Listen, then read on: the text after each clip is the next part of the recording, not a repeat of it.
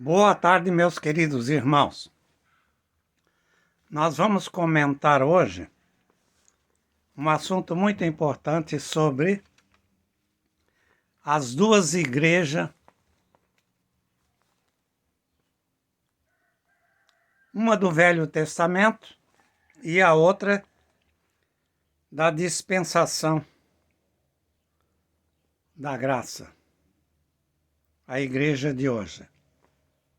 Então nós temos, segundo a Bíblia, dois tipos de igreja. Nós temos a igreja do Velho Testamento, que vivia sobre a orientação da lei, criada por Moisés e ordenada por Deus. Então nós temos a igreja do Velho Testamento, a igreja da lei, e nós temos a igreja da graça. A igreja, podemos dizer assim, da liberdade, onde não existe mais a necessidade de fazermos sacrifício, de matar um animal para fazer remissão dos nossos pecados. Então eu quero comentar hoje a respeito do povo desta igreja da lei dada por Moisés. Pois bem, a primeira igreja a ser construída no Velho Testamento, quando falamos igreja, falamos em pessoas, mas é comum falarmos de templo e chamá-lo também de igreja, mas é errado. Igreja são pessoas e templo são construções. Então nós temos aqui, como eu já falei, duas igrejas distintas e opostas. Uma igreja do Velho Testamento e a do Novo Testamento. Então, a primeira igreja dirigida por Moisés, eles construíram um tabernáculo. E foi gastado em sua construção uma tonelada de ouro, 3 toneladas de prata e 2 toneladas de bronze. Não posso contar a história da construção do tabernáculo por detalhes, porque eu precisaria de um período de tempo, aproximadamente 1 ano, porque é muito longo e não existe a possibilidade. O tabernáculo foi dividido em 2 peças por um grande véu. A primeira peça, os sacerdotes menores eram chamados de catanás, que quer dizer pequenos. Então nós temos os catanás, que são os sacerdotes menores, e temos o gadol kohen, que nós chamamos hoje de sumo sacerdote, mas na realidade é gadol kohen, como está escrito no hebraico, o grande sacerdote. Então vejamos bem. Após a construção do tabernáculo, os sacerdotes começaram a exercer as suas funções. Porém, o tabernáculo, ele tinha um véu que dividia o meio. Então, do lado de cá, digamos, a primeira peça, os sacerdotes podiam entrar e sair normalmente. Aí, em seguida, tinha um véu que era uma divisão que separava a primeira peça da segunda. Na segunda peça, ninguém podia entrar lá dentro a não ser o sumo sacerdote, o gadol kohen. Só ele podia entrar uma vez por ano.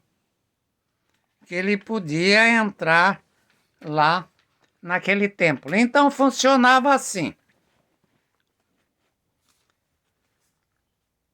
O sacerdote, eles eram escolhidos por Deus. Eles tinham que ser belo, bonito, perfeito. Eles não podiam ter nenhum tipo de defeito físico, mesmo para servir a Deus como sacerdote. Ele tinha que ser belo e bonito.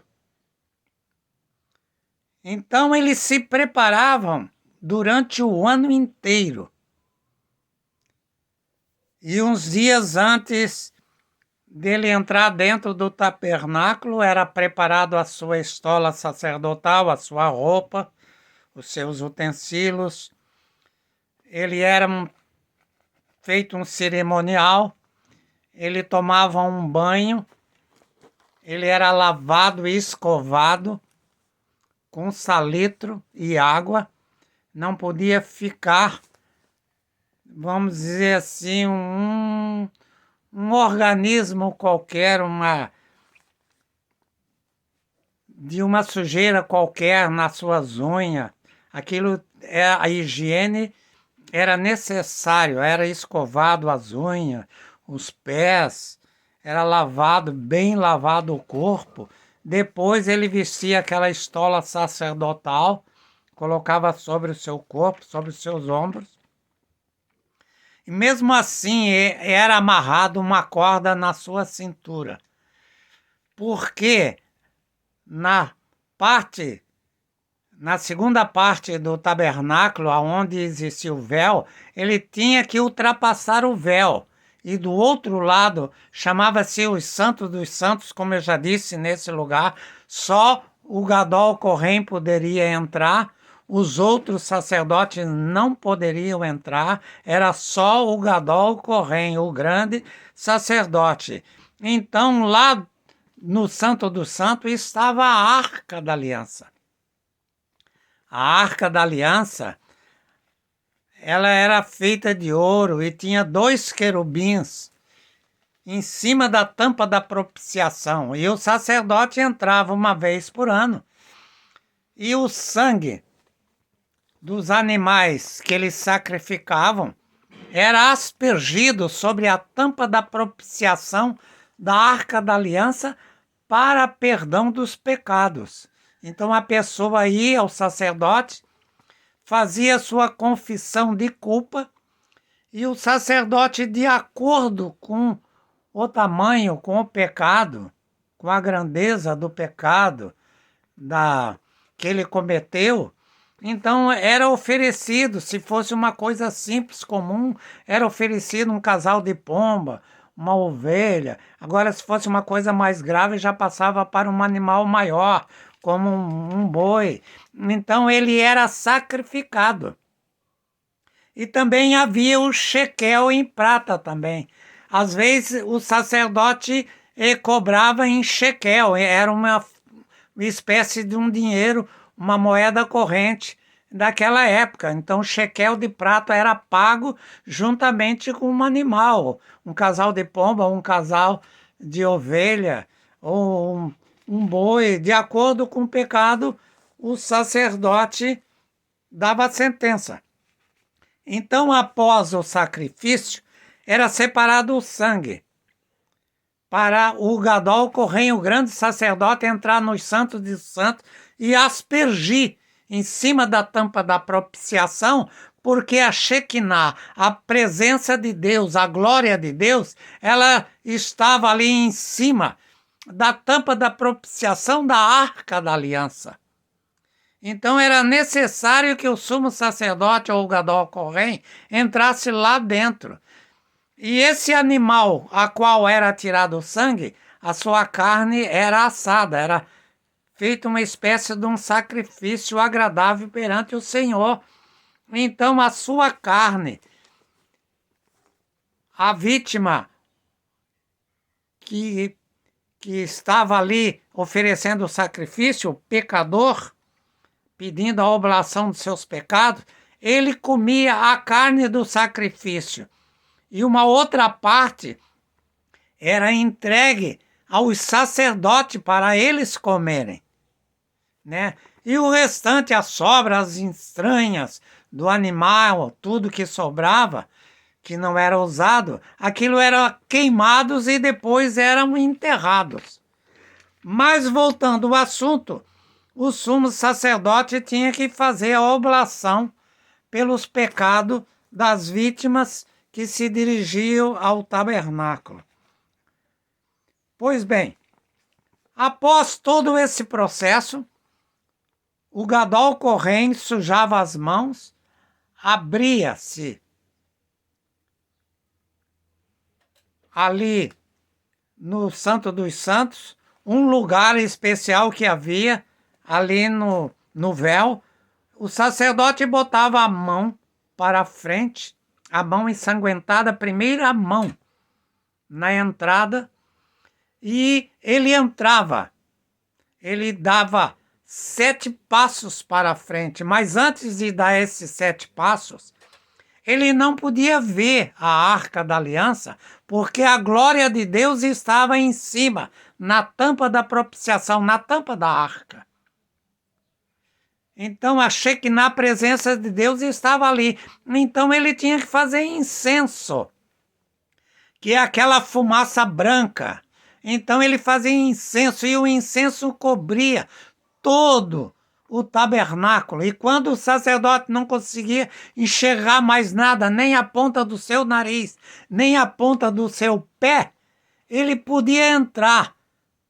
Compreendeu? Então aí ele dava 7 passos para frente, pegava o sangue das vítimas que vieram confessar os pecados para que Deus perdoasse, ele jogava, ele aspergia, respingava através de um pequeno aparelho que tinha na mão, um aspergidor de sangue, e jogava sobre a tampa da propiciação. Então o pecado era perdoado. Assim que ele terminasse de fazer esse cerimonial de aspergir todo o sangue em cima da tampa da Arca da Aliança, ele não podia dar as costas para Deus, senão ele morria fulminado. Ele baixava a cabeça e dava 7 passos de ré, de frente. Ele não podia virar as costas para Deus. Assim como ele entrou, ele tinha que voltar. Então ele dava de novo 7 passos, aí chegava no véu e saía fora. Mesmo assim, levava uma corda amarrada na cintura. Caso ele não tivesse em condições diante de Deus, ele morria fulminado ali dentro. Aí o sacerdote que não podia entrar puxava ele pela corda. Compreendeu? Era assim que funcionava o tabernáculo da velha aliança no tempo de Moisés. Então tinha que haver derramamento de sangue para abolir os pecados. Essa era a lei de Moisés. A Bíblia também diz que era 3 milhões de pessoas que saíram de Israel. 3 milhões de pessoas. E eles caminharam pelo deserto, atravessaram o mar. Deus fez aquele milagre, abriu o mar, eles passaram, e do outro lado eles começaram a marchar em direção à terra prometida. E assim eles viajaram durante 40 anos em torno de Cádiz Barneia, por causa dos seus pecados. Eles, mesmo assim, eles transgrediram a lei de Deus e não encontravam o caminho para a Nova Canaã. E andaram em círculo no deserto por um período de 40 anos, os 3 milhões de pessoas, entre homens, mulheres e crianças. E o mais curioso, a Bíblia também diz que não havia, entre esses 3 milhões de pessoas, não havia sequer um só doente. No Salmo 105 e 37, diz que não havia um só inválido. O que é inválido? É uma pessoa deficiente física, uma pessoa que não tem serventia, vamos dizer assim, para nada, uma pessoa impossibilitada de andar, se locomover, de fazer alguma coisa. não havia sequer um só inválido em 3 milhões de pessoas. Mesmo assim, eles desobedeceram a Deus. E também, mesmo assim, a misericórdia de Deus estava sobre eles. E entre esses 3 milhões não havia um doente sequer. E o mais curioso, as suas vestimentas, as suas roupas, elas não apodreceram, elas não envelheciam. A palavra de Deus diz que suas roupas não envelheciam nesse período de 40 anos andando errante sobre o deserto. Esta era a igreja que vivia sobre a lei criada por Moisés. Hoje, a igreja vive não mais sobre essa lei, sobre o regime, sobre a direção de Moisés. Não é a velha lei. Hoje nós vivemos na dispensação da graça. Hoje nós podemos entrar dentro do templo, podemos cantar, podemos louvar, podemos pregar, podemos nos alegrar, porque todos nós, no momento em que Cristo morreu na cruz do Calvário, o véu do templo de Jerusalém se rasgou de alto a baixo. Aquele véu que tinha aproximadamente uns 12 centímetros de espessura, de largura, ele foi rasgado quando Cristo bradou na cruz e entregou o Espírito a Deus. O véu do templo se rasgou. Acabou-se a velha lei naquele instante. Então todo homem agora, toda mulher, todo jovem poderia entrar dentro da igreja, nos santos dos santos. Agora não era mais necessário sacrificar ou pagar para fazer um sacrifício a Deus para remissão dos nossos pecados. Todos nós ficamos livres da velha lei. E o mais curioso é que agora todos nós, na realidade, ficamos livres em Cristo Jesus, porque ele morreu na cruz. Ele se fez maldito por nós. Se fez maldição por nós. Basta o homem agora crer em Jesus Cristo para que ele possa ser salvo. Então, como já disse, hoje vivemos na dispensação da graça, não é necessário mais confessar ao sumo sacerdote os nossos pecados, não há necessidade de sacrificar nenhum tipo de animais, porque somos cidadãos livres, lavados e remidos pelo sangue de Jesus Cristo.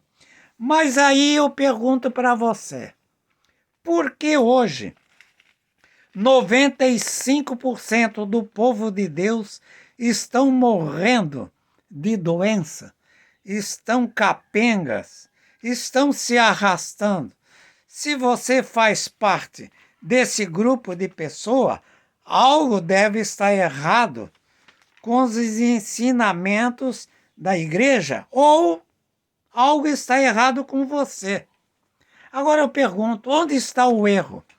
Se no passado 3 milhões de pessoas, no regime da velha lei, que era horrível obedecer, não havia um só doente, por que que hoje 95% das pessoas têm algum tipo de doença ou enfermidade?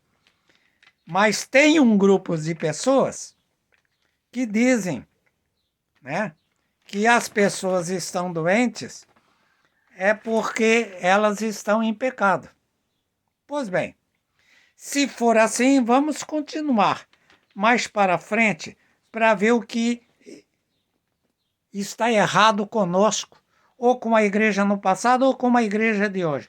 Então eu gostaria de dizer, em primeiro lugar, que Deus não aceita as suas desculpas, não aceita as suas doenças e também não aceita as suas enfermidades, quer você queira ou não, quer você goste ou não. Veja bem, as enfermidades, elas não servem, como muito afirma, que Deus está provando, que Deus colocou a doença porque Deus está provando a sua fé, etc. Tal. Isso aí é uma mentira do diabo, porque nenhuma doença glorifica a Deus, assim como o pecado não glorifica a Deus, assim como qualquer gesto ou atitude de maldade do homem não glorifica a Deus. O que glorifica a Deus é a confissão dos nossos pecados e aceitar a Ele como nosso Salvador.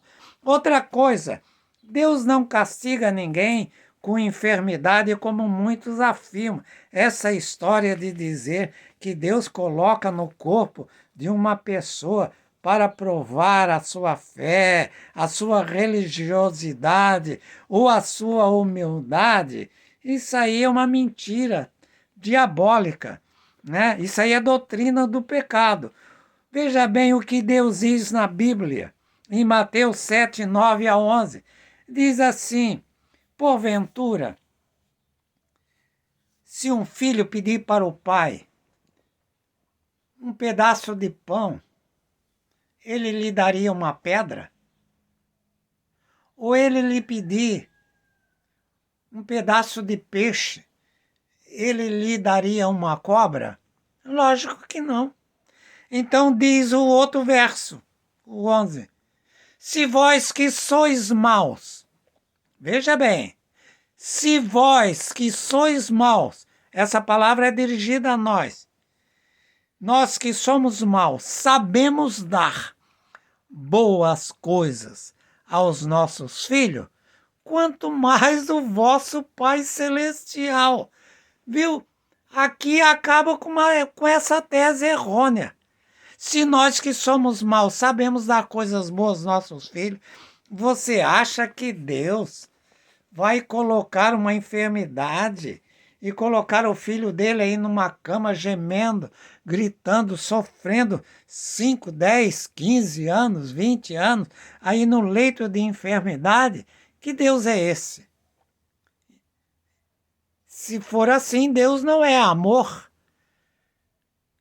Meu prezados amigos, é como diz a palavra: se vós que sois maus sabeis dar coisa boa aos vossos filhos, quanto mais o vosso Pai Celestial. O próprio Jesus disse que ele veio para dar vida com abundância, veio para nos dar saúde, veio para nos dar alegria de viver, veio para nos dar felicidade, para nós realizarmos os nossos sonhos. Para isso, para sustentarmos a nossa família, para isso é necessário saúde. O homem ter saúde no corpo para trabalhar, para conquistar o mundo, para conquistar os seus sonhos, para conquistar a sua felicidade, é necessário vida com abundância. E Jesus veio para dar vida com abundância. Agora Satanás não, ele veio para destruir os teus sonhos, a tua realidade de vida, o teu prazer, a tua alegria, o teu amor. Satanás veio para roubar, matar e destruir.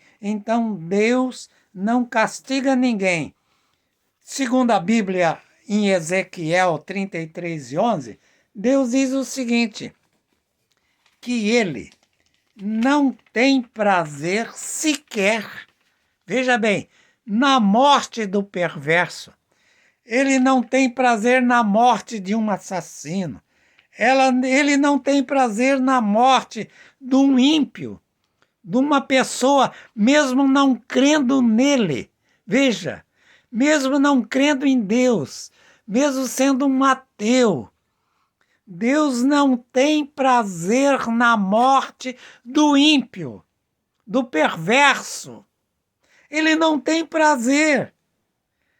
Então, como que Deus vai ter prazer em colocar uma doença e matar um filho seu? Em hipótese alguma. Isso é ensino errado. Ele quer que o perverso, o bandido, o assassino viva e se converta de seus maus caminhos. Ele quer que o ladrão pare de roubar, matar, destruir e tenha vida, e vida com abundância. João 10:10. A enfermidade, como eu já lhe disse, não glorifica a Deus. A enfermidade glorifica ao diabo, que é o autor das doenças. Deus é Deus de misericórdia, além de não produzir a enfermidade, ele produz a paz, ele produz a alegria, ele produz o amor. Então, a doença é destinada à destruição, à morte. Isso pertence ao acusador. Deus não. Deus é prazer, Deus é alegria, Deus é felicidade. A enfermidade não glorifica a Deus, e sim glorifica a Satanás. Mas, voltando ao assunto da igreja, 3 milhões de pessoas no passado. Entre eles não havia sequer um inválido. Você já imaginou que bênção?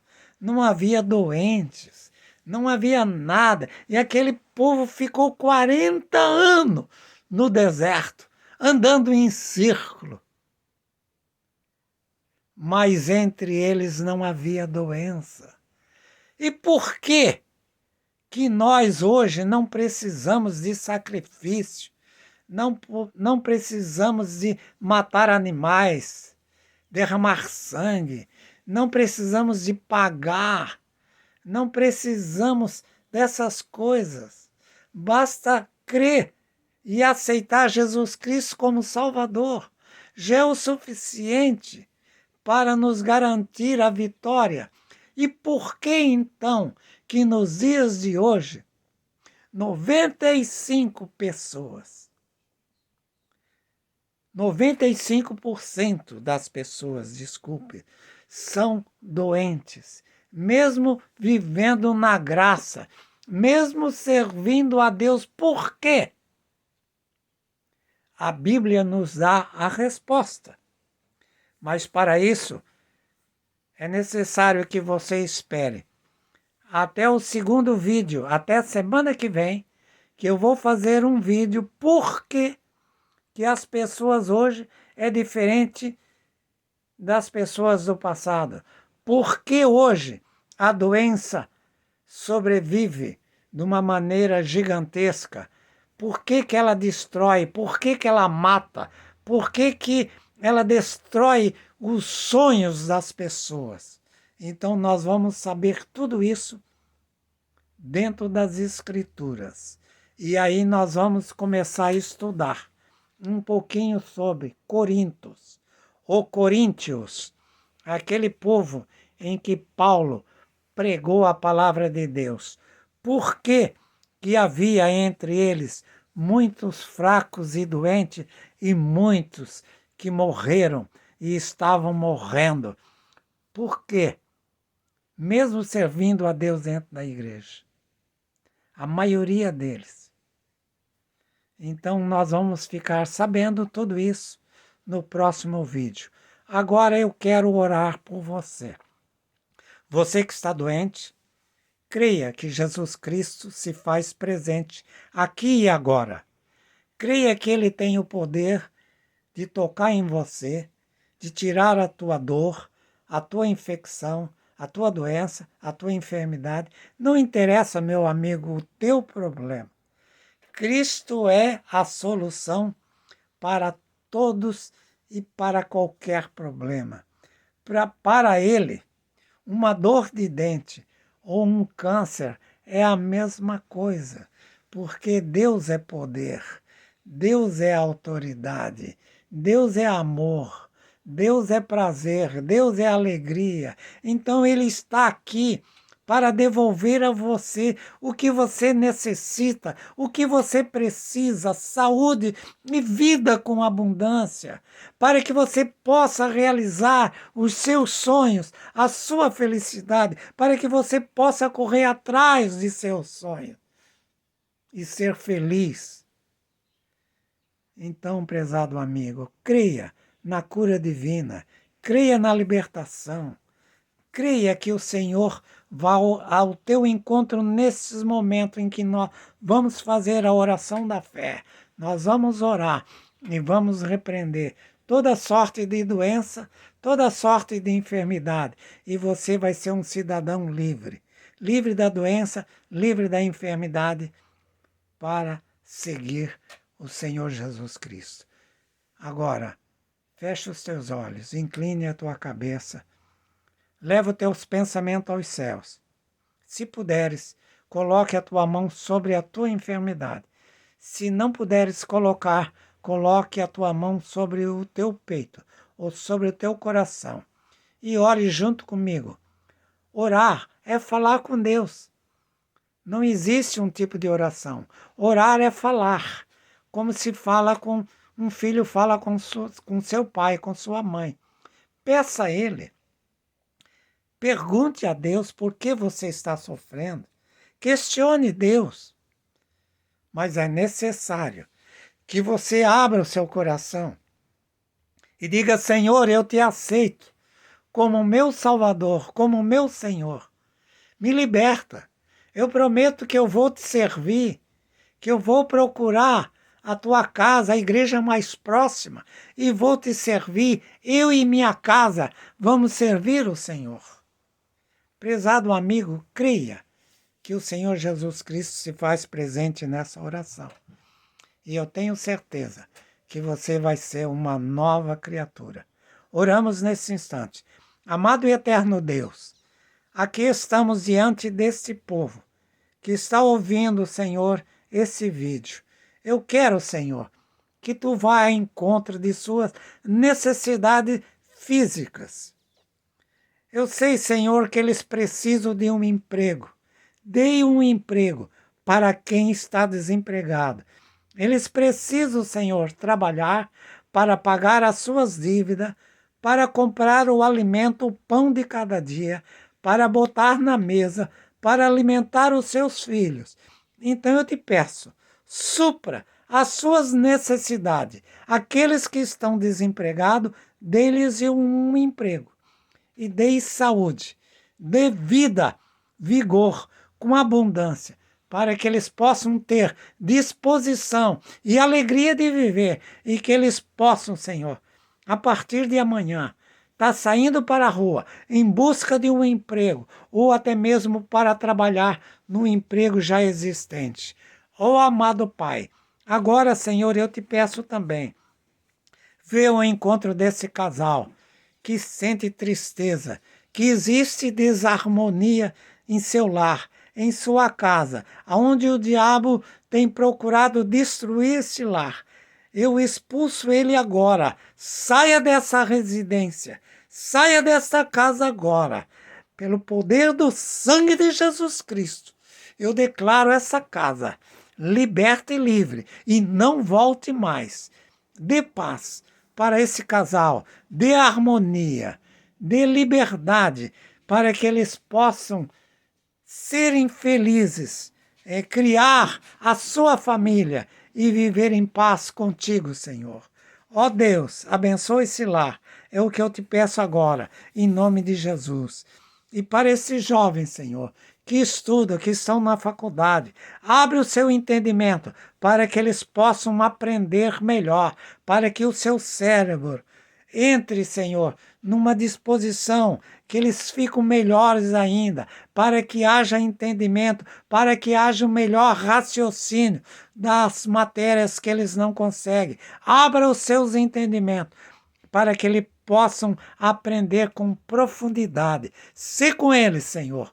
Abençoe e os guarde. Abençoa também o dono dessa casa, esse senhor, essa senhora, que se encontra doente, que se encontra enfermo, que se encontra com problemas financeiros, problemas morais, problemas de fé, problema espiritual. Ó Deus, supra todas as necessidades materiais, físicas e espirituais. Soluciona, Senhor, os seus problemas. Dai graça, dai paz, dai alegria de viver.